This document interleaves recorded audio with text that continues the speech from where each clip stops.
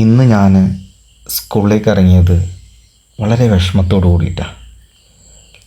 മാറ്റിയൊക്കെ കഴിഞ്ഞ് ഇറങ്ങാൻ സമയം ആനിയമ്മ നന്നായിട്ട് കരഞ്ഞു. അവൾക്കും സ്കൂളിലേക്ക് കൂടെ പോരണമെന്ന. സാധാരണ ഞങ്ങൾ സ്കൂളിൽ പോകുന്നത് അവൾ കാണലില്ല. കണ്ടപ്പോഴുള്ള അവസ്ഥയാണിത്. ആരുണ്ടോ കൊണ്ടുവൻ്റെ മിഠായി കൊണ്ടുവന്നിട്ട് മിഠായി കൊണ്ടുവന്നിട്ട് മിഠായി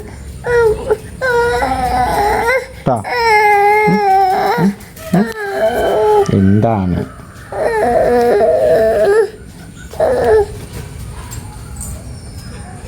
ചാച്ച വൈകുന്നേരം മിഠായി കൊണ്ടുവന്നു കേട്ടോ.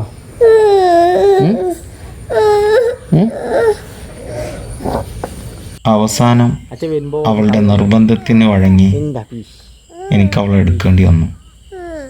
അപ്പം അവൾ കരുതിയത് ഞാൻ കൊണ്ടുപോകുന്ന ആള് ഭയങ്കര സന്തോഷത്തിലായി. പിന്നെ യാത്ര പറഞ്ഞിറങ്ങുമ്പോൾ വീണ്ടും കരച്ചിൽ തുടങ്ങി. വീട്ടിൽ നിൽക്കാൻ വയ്യല്ലോ, കൊണ്ടുപോകാനും വയ്യ.